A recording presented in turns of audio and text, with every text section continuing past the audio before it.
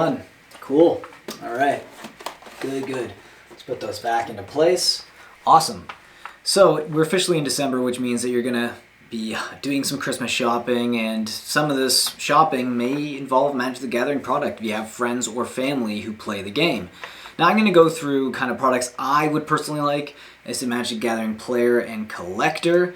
Obviously, if you're a new player, I'm just going to explain anything that's like cheap is good for new players, just to get them into the game. But this is going to be particularly for players who are seasoned or just collectors who've had skin in the game for a while, and if they just want cool looking cards and cool products. So worst products that you can get as a Magic the Gathering player and collector would be sleeves, playmats, or deck boxes, unless they're like custom deck boxes. There's something unique about them. If it's an artist that makes renditions that are like, very, I guess, niche ones, but also the fact, they're very limited quantity. So like, it's almost like every one of them is unique. Or if you really like the artwork, that might add some value to you as a player. You keep your cards in that, you bring it to F&M or to your friend's house if you're playing a Commander game. Bust that out, get some nice swag. So that would still be a low-end kind of collectible Christmas gift. If you're going to climb up the tier, I think Brawl decks are okay. You can find a lot of them on sale. There's like fire sales for these things at some of my local game stores. And the good thing about Brawl decks is that they're very cheap. I've found a lot of them for under $20. You can find even cheaper if you get like a 20% off deal, or if you got some on Black Friday. That's a pretty good gift. They also have shock lands in them. Shock lands are very useful cards, and they seem to maintain some sort of monetary value, so I think that's a great gift. Now other ones could be Commander decks. Commander decks are great gifts for players. Anything 2018 forward, not the best, but either way, they usually maintain some sort of value, and there is good reprints in there. And again, if you're a player that just likes playing the game, there's nothing wrong with that. Commander 2018 doesn't judge, You're not going to get the best value from these cards, but there are going to be some cards in there that are going to be worth something. And if we're going to climb up the list even further, so Unsanctioned actually is a great way to have a nice fun environment with some friends, like a board game.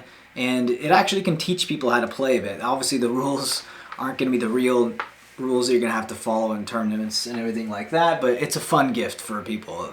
Even if value-wise, the lands in there are going to fetch a bit of a premium price, but at the same time, full art lands aren't really anything special anymore. Unfortunately, almost every other set has full art lands of some variety. But if you're going to climb up the list even further, I would say look at booster boxes. Booster boxes are probably the epitome of collectability, but also there's game components involved with draft you can have with friends. They usually have the most steady growth in terms of value long term. So that's good for any player who likes collecting and even drafting the game. So booster boxes are gonna get an A from me. Now, if you really know what your friend or your family member likes when it comes to Magic the Gathering, even cards or decks that they might have, if they're an investor in a lot of these cards, maybe you want to look at some reserved list cards. Now, you have to be a little bit careful, because if you yourself don't play Magic, you could get some fraud, and you could get some people selling you fake or counterfeit cards.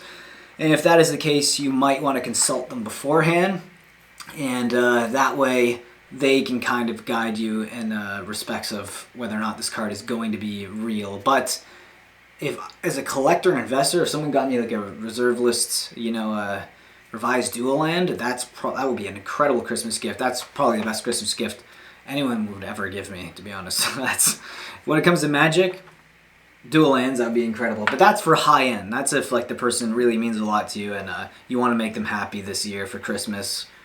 Reserve list cards, and also foils, 7th edition foils, any sort of old border foils. This is for another high-end collector. But again, this is a scale, so the more you're willing to spend and the more seasoned they are as a player and collector. Reserve list cards, 7th edition, and then right below that, booster boxes, and then commander decks, and then after that, maybe brawl decks or any sort of pre-constructed deck that they can just take it out of the box and play, and then you can learn if you want to learn as well. It's a good way for you to learn, actually. You can get like a clash deck, so you can get 2 decks in one, and that way like a dual deck or something like that, and then you can learn as part of the gift. You know, like if I'm a Magic player and I like to teach the game to people. I've taught my girlfriend how to play Magic, and I've taught a lot of friends.